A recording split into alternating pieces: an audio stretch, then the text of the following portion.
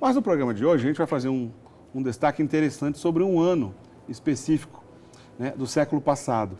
Estou falando do ano 1978, o ano dos 3 papas. Imagina só, um único ano e 3 papas. Vamos entender esse contexto, lembrar do que se trata, como a igreja vivia naquele período, quem são esses 3 papas. Mas hoje o programa Eclésia fala um pouco de história da igreja, uma história recente da igreja, recordando então no século passado, 1978, o ano dos 3 papas. Boa noite, Padre Guido.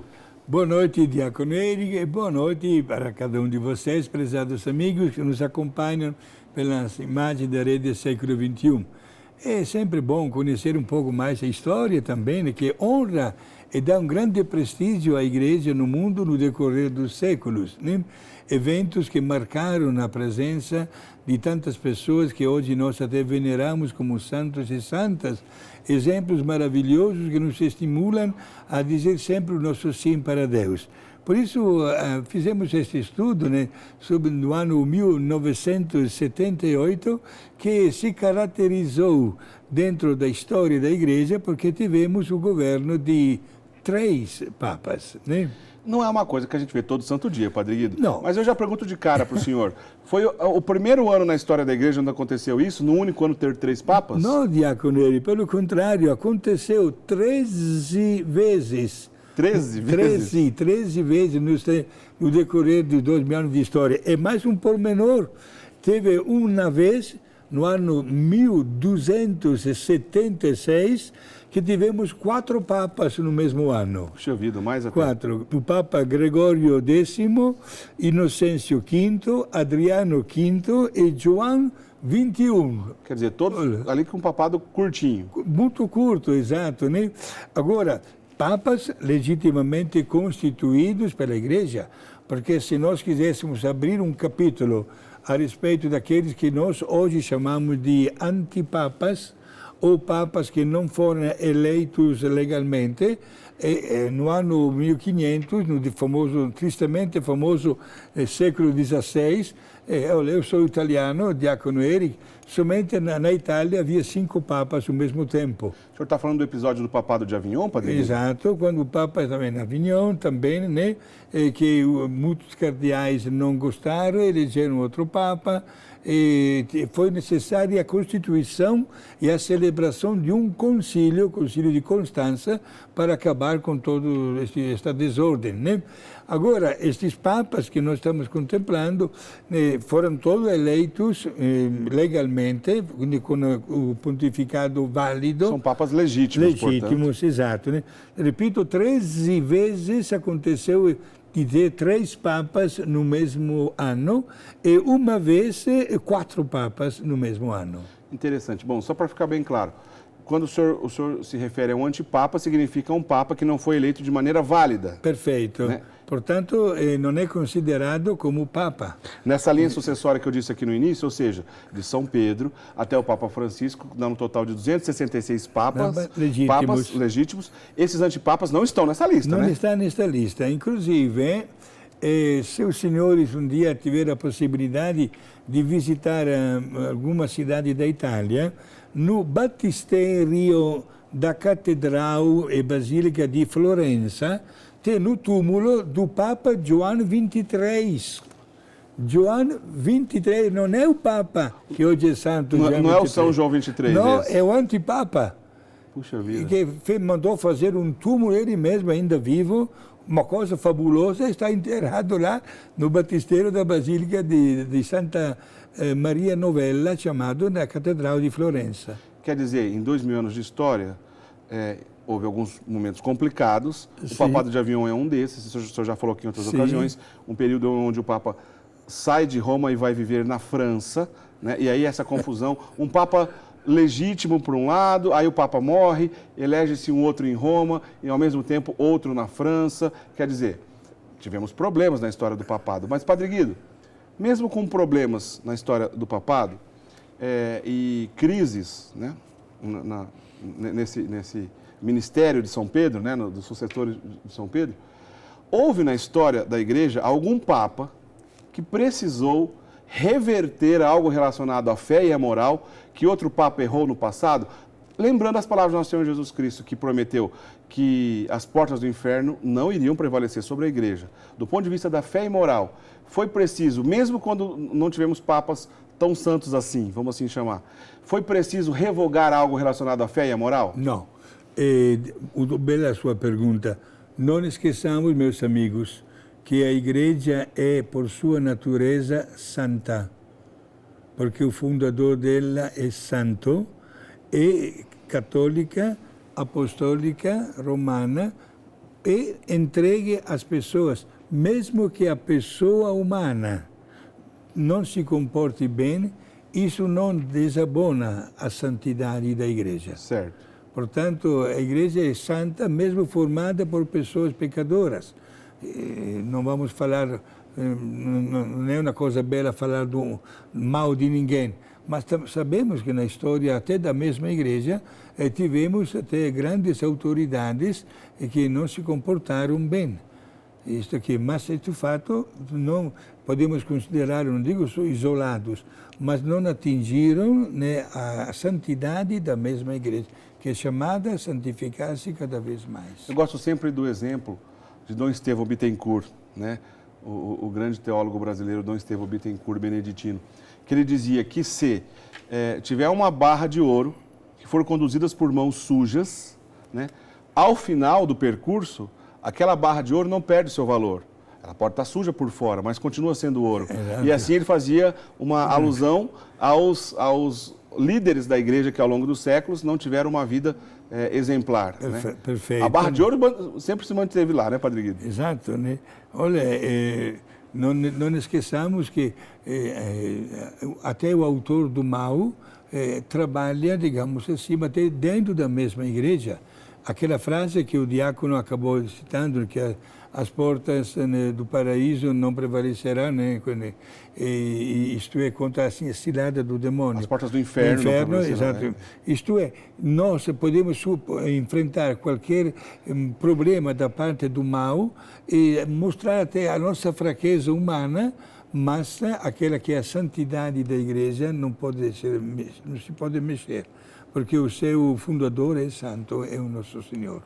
Muito bem. Falando então do ano 1978, o ano dos três papas, que é o tema aqui do nosso programa de hoje, o senhor poderia fazer para a gente, Padre Guido, um apanhado geral de como a igreja vivia naquele tempo? Final da década de 70, sim, né?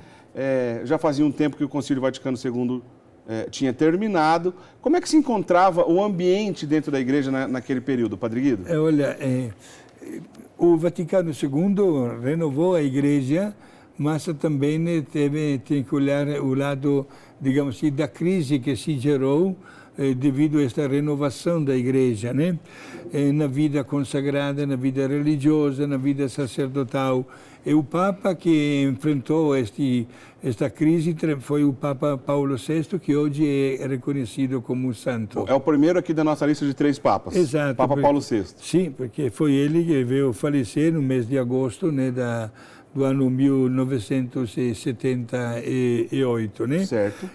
Após um pontificado de 15 anos, muito sofrido.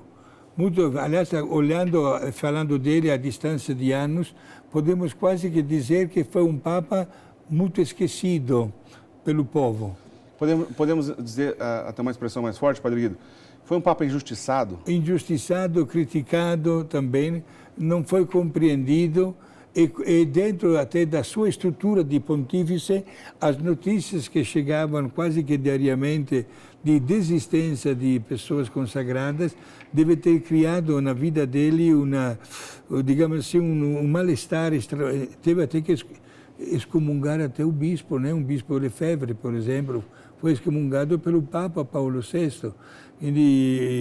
Um momento muito difícil, certo? A distância de tempo, porém, as coisas, graças a Deus, que melhoraram e continuam melhorando cada vez mais. Mas foi um pontificado muito sofrido. Certo. Bom, um santo da igreja, está falando de um santo da igreja, Exato, né, Padre? Ele é considerado, ele foi canonizado pelo Papa Francisco, né? E o lema que o Papa Paulo VI havia escolhido quando foi eleito Papa no ano 1963 quando ainda estava continuando o Vaticano II, né? Foi in nomine Domini, isto é, fazer tudo em nome do Senhor. Esse é o lema do Papa São Paulo VI. Repete, por favor, Padre Guido. In nomine Domini, em língua latina, em nome do Senhor. Bom, já que o senhor citou aqui a questão do lema do São Paulo VI, vamos deixar bem claro, se alguém ainda talvez não entendeu do que a gente está conversando hoje. A gente está conversando sobre o ano de 1978, na qual Paulo VI faleceu naquele ano. Depois tivemos um pontificado curto, né? Não é São, ele não é canonizado pela Igreja. João Paulo I, um pontificado curto, e depois o início do pontificado de São João Paulo II, por isso que é o ano dos 3 papas, 1978. O senhor falou do lema do primeiro, Sim. Paulo VI.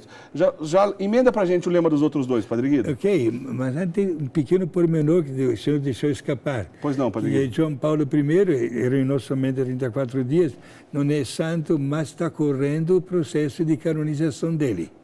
Talvez a gente veja nos próximos anos. Exato, ele ser canonizado, né, Padre Mas já está correndo lá no Vaticano o processo, né? Certo. Bom, João Paulo I, Papa Luciani, sobrenome dele, italiano, ele escolheu como lema uma palavra em língua latina, humilitas, humildade. Era um nome também que, aquela palavra é um espelho da personalidade dele. Um nome muito humilde, um nome com um sorriso nos lábios, de uma simplicidade a tal ponto que até a linguagem da Igreja, que até hoje, quando o Papa fala ex cátedra, procura usar a forma no plural, nós, né, chamado plural majestatis, um título lembrando a autoridade de membro, né, da Igreja, que representa Jesus que é Deus, este plural.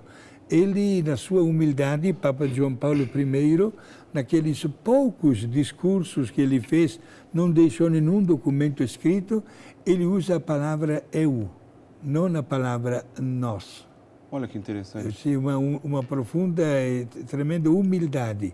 Gostava de dialogar até com as crianças, usando uma linguagem tipicamente infantil, até nas audiências populares que teve naquelas 4 semanas, 33 dias só, naquelas 4 semanas, ele de vez em quando chamava as crianças, vem aqui comigo, me responde esta pergunta. Eu usava uma linguagem que se tornava uma aula, um catecismo de criança, mas é claro, com o grande conteúdo da santidade, que usa a linguagem até infantil para alcançar o seu objetivo. Papa João Paulo II, é santo, ele escolheu, devido à profunda devoção que tinha para com Nossa Senhora, como lema 2 palavrinhas sempre em língua latina, totus tuus, isto é, inteiramente teu. Eu pertenço inteiramente a você, a quem? Maria. Inclusive tem as cores do distintivo dele, do papado, branco e azul, as cores de Nossa Senhora, e fez questão que fosse gravado a letra M de Maria. Um homem que consagrou o seu pontificado nas mãos de Nossa Senhora e todos nós sabemos, devotíssimo. Não tem como, né, Padre? Não tem como esquecer este pormenor. Isso ficou muito marcado na vida dele e a nossa geração ficou marcada com isso também. Exato. Né, bom, vamos só relembrar então, quando a gente relembra o lema de cada um deles, você vai ver aí o escudo, né? O escudo, assim, do pontificado. Chamado uma arte heráldica, dizendo, né, Padre Guido? Uma maneira de dizer esse tipo de arte, os escudos de cada Papa. Sim. Lembrando então, Paulo VI... In nomine Domini, em nome do Senhor. Né? Esse foi o lema que ele escolheu, então, Sim, em nome do Senhor. Isto é, agir sempre em nome do Senhor. E se santificou em nome desse Senhor, exato. Né, o santo da igreja. Bom, João Paulo I... Primeiro é humilitas, humildade. Ser sempre humildes diante de Deus. E se comportou dessa maneira? Era um xerox autenticado, digamos. Nós que tivemos, inclusive... a minha congregação religiosa, dos padres organizacionistas, nós temos uma grande obra assistencial na cidade de Padua, lá na Itália. E e o futuro Papa João Paulo I, e Papa Luciani, como era chamado, o sobrenome, era patriarca de Veneza. Padua é a 25 quilômetros de Veneza. E ele foi visitar a nossa casa de Pádua e almoçou até com os nossos padres. E João Paulo II, relembrando o lema? Totus tuus, inteiramente é teu, consagrando o seu pontificado aos cuidados de Nossa Senhora, da qual era devotíssimo. Bom, a gente volta a falar daqui a pouquinho sobre os três, mas concentrando no primeiro da lista, São Paulo VI, o primeiro aqui, Padre Guido. Sim. Ele, na verdade, quando ele foi eleito Papa, o Concílio Vaticano II já tinha começado, né, Padre Guido? Sim, inclusive havia muita expectativa no primeiro discurso que ele fez logo que foi eleito Papa, que como Papa tinha o poder também de dizer, olha, termina assim, não quero que continue, tinha o poder de fazer isso. Porque à medida que o Papa é eleito, né, um Papa morreu, o outro, sendo o Papa o líder da Igreja, né, o sumo pontífice, ou seja, aquele que é o maior legislador da Igreja, ele tinha poderes para não continuar o Concílio Vaticano II, Padre Guido. Exato. Mas recebeu uma salva de palmas da parte de todos os bispos que estavam participando da tomada de posse dele como Papa, quando ele disse que desejava continuar os trabalhos que o Vaticano II estava desenvolvendo. Lembra até hoje a alegria da Igreja quando o Papa vai continuar os trabalhos, né? Que o Vaticano realizou no decorrer de mais 3 grandes sessões de 3 meses por ano, né, até 1966. Lembrando que o Papa que inaugurou o Concílio Vaticano II, também canonizado pela Igreja, São João XXIII, como a gente disse agora há pouco. Papa João XXIII, né? Roncalli, o sobrenome dele era Roncalli. Roncalli, João XXIII. O Paulo VI, como é que era o nome do Paulo VI mesmo? Montini. Cardeal Montini. Giovanni Battista Montini, antes de ser eleito Papa, ele era cardeal de Milão. Essa pergunta que eu ia fazer, o senhor já respondeu. Né? Quer dizer que ele era da tua terra, Padre Guido, seu conterrâneo. Sim, exato.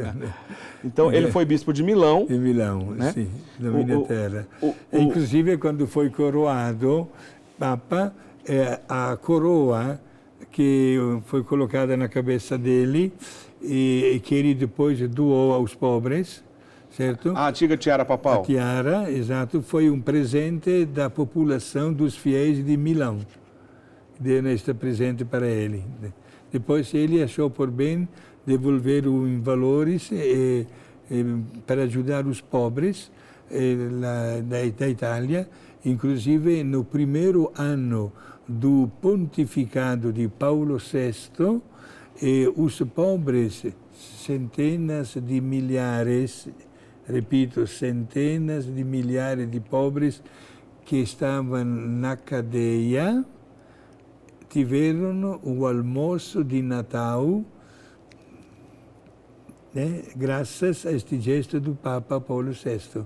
Ele patrocinou o almoço de Natal para os pobres. Que bonito. Que estavam presos.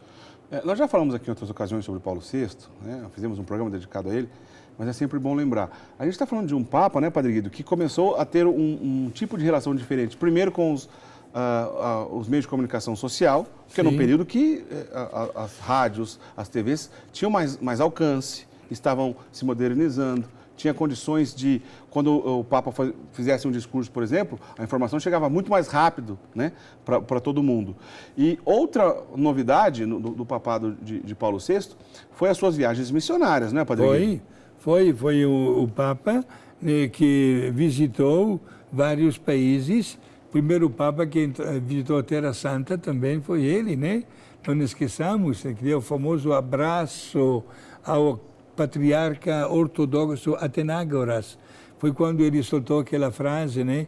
Que o que nos une é muito mais do que nos separa. Isso foi um divisor de águas, né, Padre? Exato.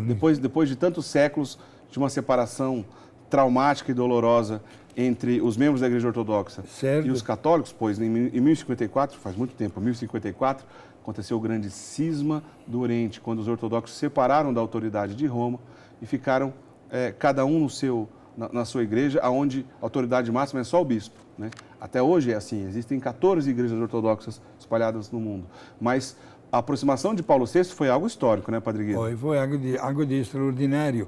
E este Papa, Paulo VI, visitou vários países do mundo. E não esqueçamos que na sua carreira, digamos assim, no seu caminho até chegar ao pontificado, ele foi até o secretário pessoal do saudoso Papa Pio XII. Portanto, Papa Pio XII, entre os trabalhos que realizou, entregou ao seu secretário diretamente todo o serviço de ajuda aos hebreus residentes em Roma, para que não fossem vítimas da perseguição nazista. Por isso, o Papa Pio XII mandou mesmo, e todas as congregações masculinas e femininas abrirem as portas das suas casas para hospedar milhares e milhares de famílias judias. E o Vaticano dava o alimento, dava a roupa para todas essas famílias. E este trabalho de assistência até o término da Segunda Guerra Mundial, quem ficou responsável foi diretamente o secretário do Papa Pio XII, que era exatamente Monsenhor Montini, que é futuro Paulo VI. Que legal, né? Isso é uma outra lenda, uma distorção na história recente da Igreja. Também já foi assunto aqui do nosso programa Eclésia. Papa Pio XII, que já tentaram, né, atrelar ele algo relacionado ao nazismo, o Papa que se calou, o Papa que teria sido amigo de Hitler, o que é uma farsa, o que é uma distorção, o que é uma mentira. Já provamos aqui por A mais B sobre tudo isso, o Padre Guido lembrou bem. Agora, existe um famoso livro chamado Os Judeus do Papa, que relata muito bem essa história, colocando certinho os pingos nos is. Mas Pio XII foi um grande combatente do nazismo, salvou muitos judeus, né, dos campos de concentração, livrando mesmo esses judeus da morte, como o Padre Guido acabou de lembrar. Quer dizer, abriu as portas dos mosteiros em Roma, das casas religiosas, escondeu os judeus lá dentro, permitiu que alguns documentos fossem alterados, por exemplo, de crianças que eram judias, como se tivesse recebido o atestado de batismo para que, sendo cristãs, um atestado, né, que seriam cristãos, portanto, não foram levados para campo de concentração. Quer dizer que o Monsenhor Montini, futuro Paulo VI, estava presente nessa história, Padre Guido? Exato, é testemunho ocular. Inclusive, Diácono Eric, é bom que os nossos amigos telespectadores saibam que quando se trata de canonizar um Papa, o processo de canonização é um pouco diferente. Isto é, o processo vai até o dia que foi eleito Papa. Portanto, este episódio que acabo de contar teve uma importância grandíssima no processo para reconhecer as virtudes em grau heróico, os riscos que este monsenhor corria até diante dos nazistas, né, dando uma proteção e garantindo até a segurança de milhares e milhares de famílias judias que moravam em Roma. Até você citou aquele livro dos judeus do Papa Pio XII, né? Sim. Eu também tive a alegria de ler este livro e tem uma frase na introdução onde diz que se os judeus quisessem, não seria algo de extraordinário, porque bate com a verdade, estariam prontos a fazer um grande monumento a Papa Paulo VI, e através dele ao Papa Pio XII, pelo bem que a Igreja manifestou naquele momento tão difícil e delicado da história. E depois da guerra, muitas autoridades, né, judaicas, até mesmo rabinos, vieram a público agradecer Pio XII e a sua defesa, né? Chegaram a chamá-lo de pai, né? Sim. Uma única autoridade, né? Uma relação paterna com os judeus que os livrou, né? Ou diminuiu o sofrimento, né, daquele povo na terrível Segunda Guerra Mundial e toda a perseguição nazista, etc. Mas o bacana é lembrar, o senhor bem trouxe isso, lembrar que o Monsenhor Montini estava no meio dessa história, isso colaborou, como o senhor disse, para o processo de beatificação e canonização dele, né? E foi depois eleito cardeal Montini, em 1963 eleito Papa Paulo VI, que escreveu diversas encíclicas, inclusive, né, Padre Guido? Ele escreveu muitas encíclicas poderia até afirmar 7 cartas encíclicas. Certo, 7 cartas. Entre as quais nós destacamos a primeira, Populorum Progressio, isto em língua latina, isto é o progresso dos povos, onde a Igreja afirma sua vocação no acompanhamento dos povos em desenvolvimento, manifestando também a sua preocupação diante de teorias falsas quais o materialismo e a secularização. Mas lembramos também numa carta encíclica que se constituiu como um momento muito delicado na história até da mesma Igreja, a Humanae Vitae. Foi no ano 1968. Humanae Vitae significa documento sobre a vida humana, na qual são reiterados e confirmados os princípios éticos que sustentam a vida desde a sua origem, isto é, desde a concepção. Por isso a Igreja usou uma linguagem muito forte e chocante com algumas teorias científicas que queriam colocar o início da vida, digamos assim, em outros momentos. E, portanto, aquele que é um ser humano podia ser colocado de lado e destruído, fenômeno que a Igreja sempre lutou para que não acontecesse, defendendo, eu volto a repetir, o começo da vida desde a sua origem natural, que é a concepção. Esse é o nosso programa Eclésia. Na noite de hoje estamos conversando sobre 1978, o ano dos 3 papas, né? Um período curto de tempo, de agosto até, para ser mais preciso, de 6 de agosto de 1978 até 16 de outubro desse mesmo ano, 1978, 3 papas passaram pela Igreja, né? Paulo VI, que morreu em agosto, depois João Paulo II, que ficou apenas 34 dias como Papa, e na sequência, João Paulo II, que foi eleito no dia 16 de outubro. 1978, o ano dos 3 papas. Lembrando um pouco do contexto da história e um pouquinho da vida, dos principais momentos da vida desses 3 grandes papas da Igreja. 2 deles já foram canonizados, São Paulo VI, São João Paulo II, e João Paulo I está a caminho, pois há um processo, né, no Vaticano já aberto, buscando, quem sabe um dia, a Igreja vai proclamar também João Paulo I como beato ou até mesmo santo da Igreja. O Padre Guido, não o Papa, o Padre Guido lembrou no bloco anterior, sim, que não foi a primeira vez que aconteceu isso na Igreja. Em 13 ocasiões na história, ao longo de 2000 anos, já tivemos o caso de 3 papas num único ano. E lembrando que no ano 1276, foi um a mais ainda, 4 papas num único ano, 1276. Padre Guido, na primeira parte do programa falamos bastante sobre São Paulo VI. Certo. Né? João Paulo I, né, que ainda não foi canonizado, quem sabe um dia, o nome dele era Luciani, não é isso, Padre Guido? O sobrenome é Luciani. O sobrenome dele? Albino Luciani. Cardeal Luciani, como era conhecido. É italiano do norte da Itália, nasceu numa cidadezinha na divisa com a Áustria, certo? Ele era patriarca de Veneza quando foi eleito Papa. Isso aí que eu queria perguntar para o senhor já tinha falado anteriormente o título de patriarca. Geralmente, a gente vê o título de patriarca no Oriente, né?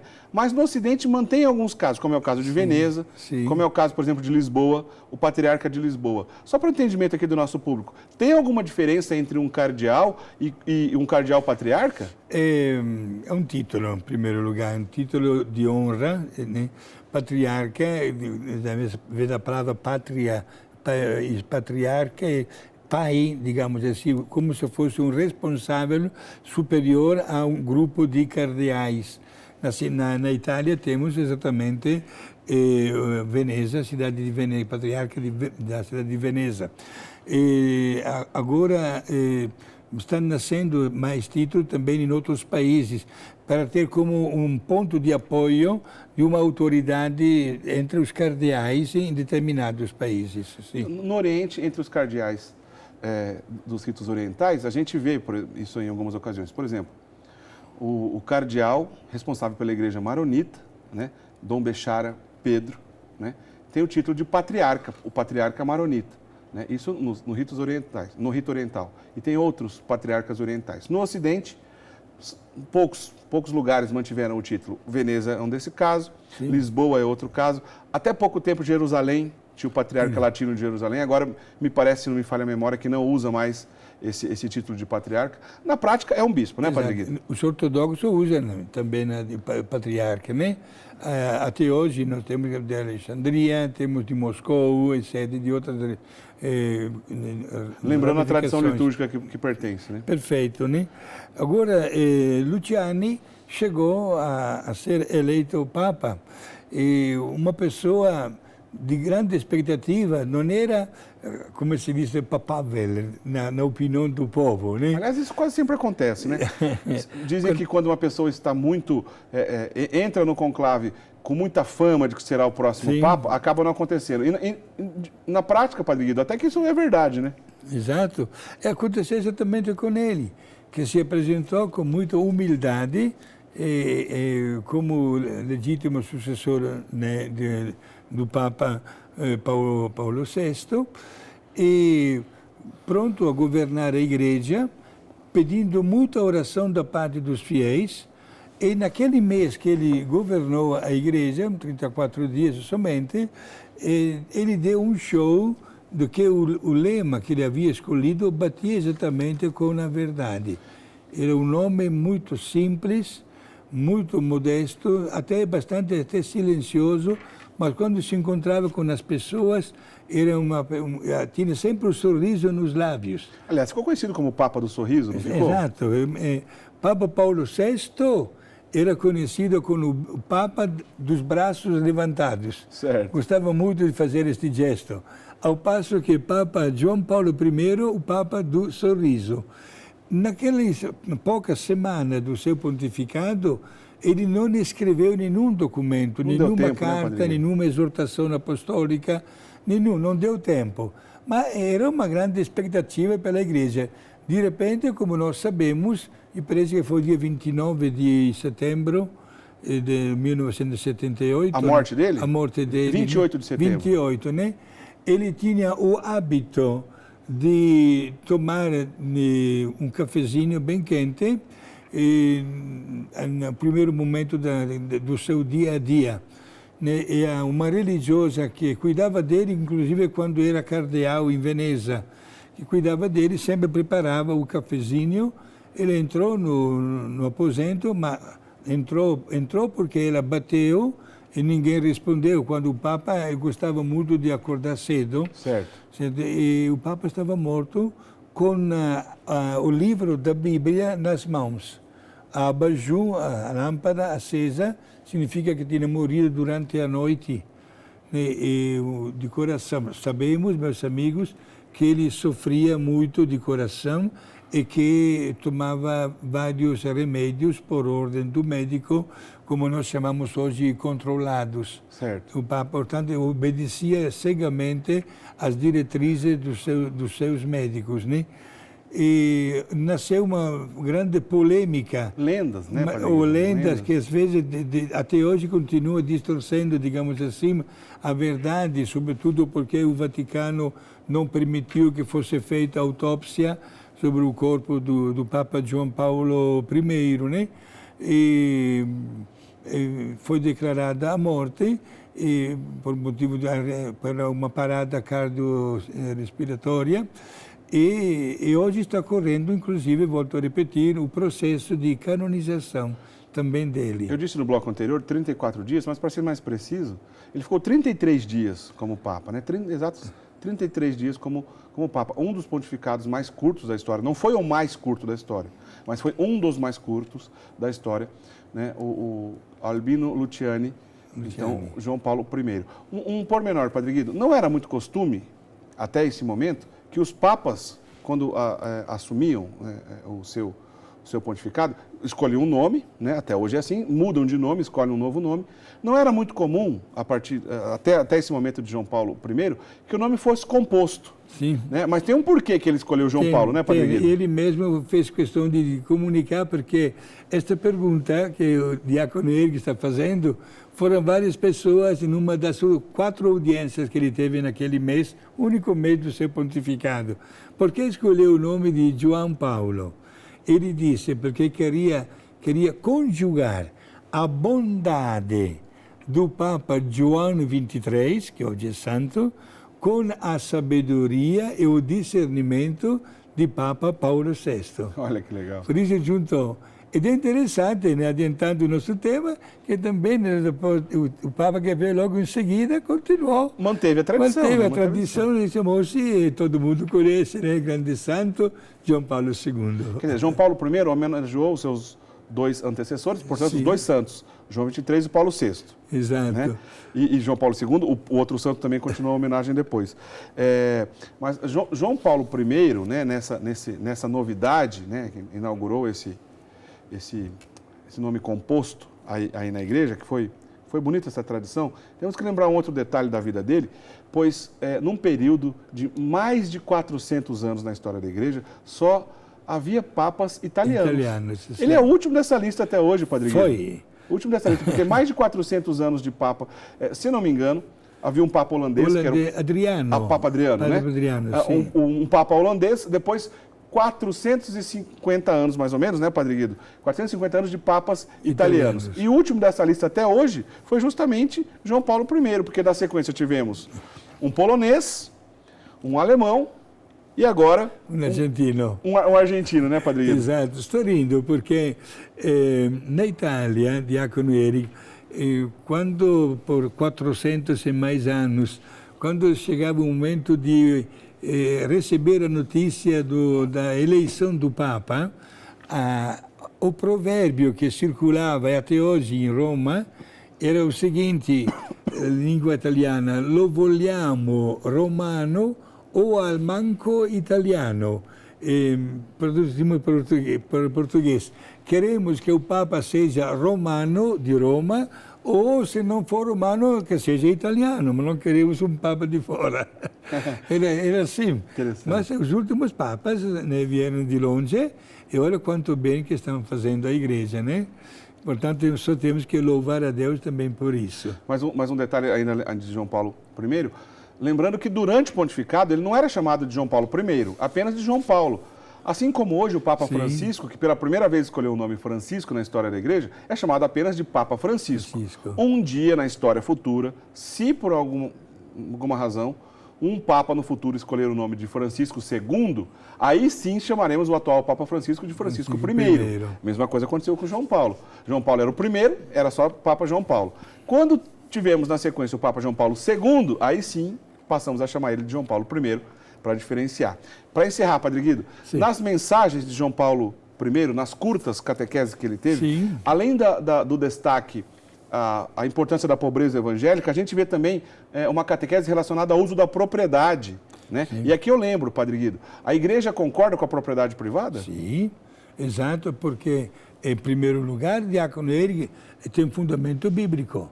Se nós abrimos a primeira página da Bíblia, do livro do Gênesis, na hora que Deus cria o homem e a mulher, dá uma ordem específica: crescei e multiplicai-vos, enchei a terra e dominai-a. São palavras bíblicas.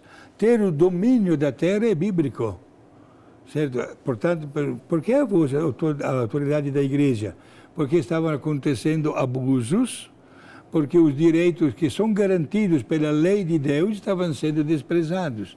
Por isso ele, que era uma pessoa proveniente de uma humilde aldeia nos Dolomites, né, que vivia do produto da terra, ele se sentiu parte em causa para defender exatamente todos os direitos da propriedade privada. Sim. Que bonito isso. Bom, passado então esse período, né, no dia, como o senhor já lembrou há pouco, 28 de setembro de 78, João Paulo I morre e, na sequência, um novo conclave. Eu fico imaginando os funcionários do Vaticano naquele ano, porque tiveram que preparar 2 funerais de papas e 2 conclaves. Deu trabalho, hein, Padre Guido? Foi um ano todo extraordinário, né? Um ano, sabe por que estou rindo? Porque até na vida do Sumo Pontífice não tem tantas coisas muito fáceis, né? Tantas vezes são os mesmos papas que procuram uma solução. Um caso prático do primeiro, quando o Papa João XXIII, que hoje é santo, João Paulo I pegou o nome de João, né? Sim. Querendo imitar a bondade. Era, digamos, do ponto de vista anatômico, era um pouco obeso, Papa João XXIII.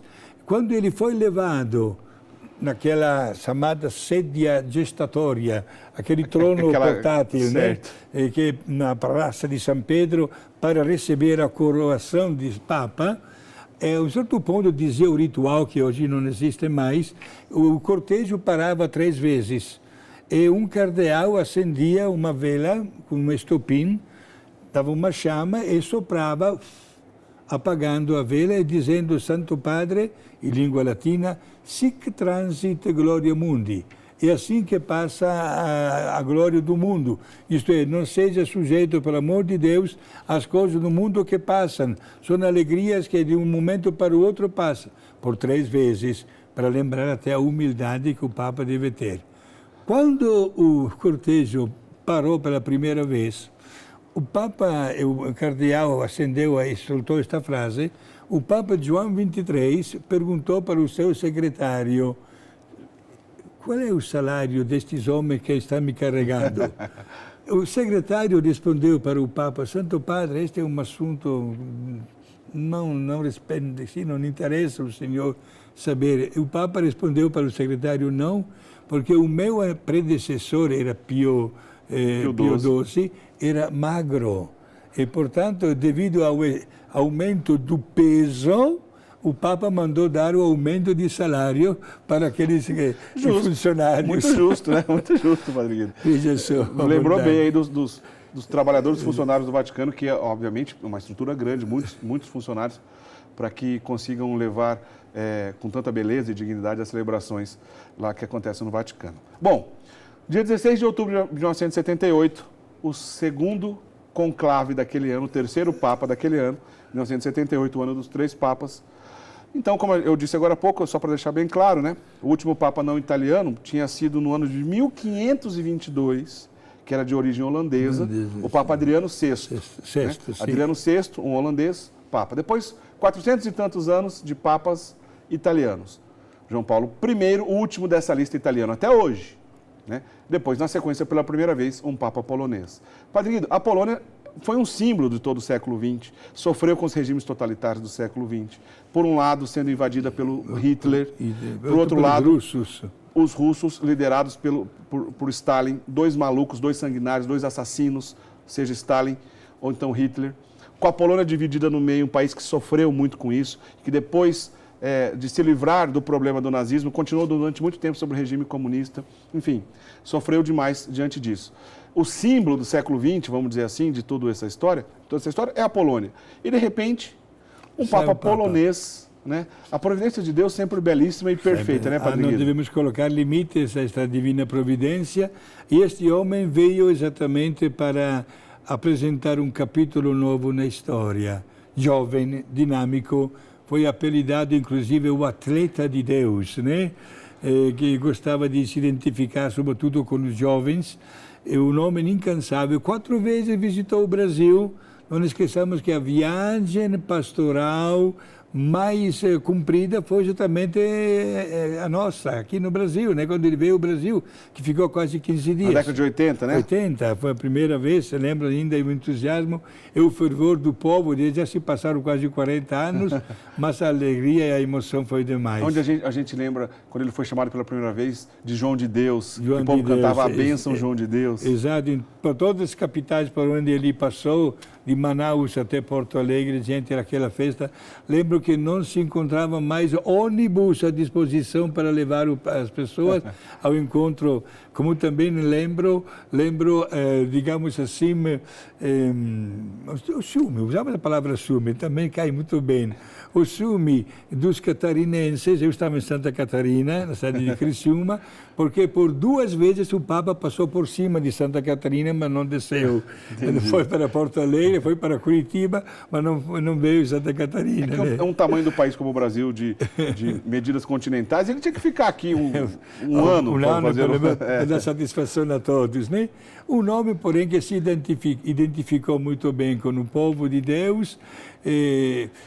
Lembro quando fomos ver o Papa em Curitiba, na frente de mais de 1 milhão de pessoas, né? Que todo mundo gritava, fica aqui conosco. E ele respondendo, disse para o povo, fazer o quê? São Pedro escolheu Roma e não Curitiba. E o povo gritou, muda para Curitiba. Aí saiu aquela frase que mereceu uma salva de palmas, que nunca terminava. O Papa disse estas palavras na frente do povo. É verdade, Pedro escolheu Roma, mas hoje escolheu Curitiba. E foi uma salva de palmas muito bonita. Ele sabe lidar muito bem com os meios de comunicação. Sim, sim. Anos depois, numa outra visita no Rio de Janeiro, ele fala outra frase de efeito belíssima, né? Porque, brincando com o ditado popular que Deus é brasileiro, ele lembra, se Deus é brasileiro, o Papa é carioca. Né? No Rio de Janeiro também fez isso. Exato. O Padre Guido, eu acho que, na verdade, bom, nosso tempo, infelizmente, a gente está caminhando para o final do nosso programa. O João Paulo II já foi assunto diversas vezes aqui no programa e não será a última hoje. Certamente voltaremos a falar desse grande santo, São João Paulo II. Agora, pensando assim de maneira geral, vamos lembrar algumas coisas importantes do papado de João Paulo II, assim, de maneira geral, sem a gente explicar muito, senão não dá tempo. Exato. Vamos lá, muitas encíclicas. 14 encíclicas. 14 cartas encíclicas, entre as quais destacamos a última Eclésia de Eucaristia, isto é, a Eucaristia que tem a explicação sobre o fundamento da mesma igreja. Da igreja que vive para a Eucaristia, e nós todos vivemos ao redor da Eucaristia. Belíssima. Um grande intelectual, lembra? João Paulo II era um grande intelectual. Padre, canonizou e beatificou muita gente ou não? Sim, beatificou 1.338 pessoas e canonizou 482 novos santos. Nenhum outro Papa na história da Igreja canonizou e beatificou tanta gente assim? Foi Papa por um pouco mais de 26 anos, quindi um pontificado muito ativo, entre aspas, beatificou e canonizou também o meu fundador, Santo Aníbal Maria de França, né? 2014, né? Não, 2014. Desculpa, 2014 não, 2004, falei errado. Já faz 15 anos que celebramos há pouco, né? Ele morreu no ano 2005 e essa canonização foi no 2004. Perfeito, né? E, gente, um homem que foi um pastor incansável. Ele visitou, fez questão de estar bem perto das suas ovelhas. 6 vezes foi também na Polônia, né? Que visitou o seu país de origem. E olha, graças à sua pessoa, conseguiu derrubar muitas barreiras, muitos obstáculos até o regime. Inclusive do ponto de vista físico. Ajudou a cair o Muro de Berlim, né? O Muro da Vergonha, né? Que era uma divisão, ainda vestígios da Guerra Fria, aliás, da Segunda Guerra Mundial, vestígios dessa guerra ainda, a divisão, né, da Berlim Oriental para Ocidental, uma com liberdade econômica, a outra comunista, enfim. Ele ajudou, Ronald Reagan também foi importante para isso, né, ajudou a cair o Muro de Berlim. Mas outras coisas, Jornada Mundial da Juventude, a ideia foi dele. Foi ele que criou o Ano Santo, do Jubileu. No ano 2000, né? Exato. Foi ele. Lembramos também o grande amor, a grande ternura que João Paulo II tinha para uma santa da Polônia, que foi depois reconhecida como verdadeira santa, Faustina Kowalska. Foi ele que instituiu justamente a festa da Divina Misericórdia. Exato. E colocou sobre os altares também o Massimiliano Kolbe, né, mártir polonês, na Segunda Guerra Mundial também.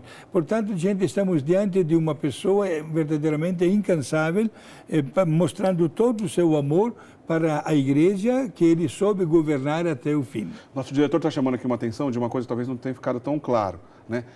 Eu estava me referindo agora há pouco sobre a canonização do fundador da comunidade do Padre Guido, Santo Aníbal Maria de França, que foi canonizado no ano 2004, um ano antes da morte do Papa João Paulo II. João Paulo II morreu no ano 2005 e canonizou Santo Aníbal no ano 2004. Né, que eu me enganei, falei 2014, mas só para ficar bem claro. Por menor, foi a última canonização que ele celebrou na Praça de São Pedro. Na mesma ocasião, ele canonizou, por exemplo, Santa Giana Beretta Molla, que o milagre de canonização aconteceu aqui no Brasil. Um santo maronita, na ocasião, também foi canonizado. Perfeito. São Nimatullah al-Hardini. E Dom Orione também. Dom Orione. São Nimatullah al-Hardini, um santo... Foram em 6. Um santo maronita. Santo Aníbal Maria de França, Beretta Mola, Beretta Mola. todo mundo nesse dia, lá em 2004. Outras coisas maravilhosas que João Paulo II fez. Por exemplo, organizou o novo Catecismo da Igreja Católica, década de 90, foi promulgado, com grande participação do nosso querido Papa Emérito, Papa Bento XVI, na época, Cardeal Ratzinger. Também promulgou o novo Código de Direito Canônico, Padre Guido, no papado dele também, que foi outra coisa maravilhosa.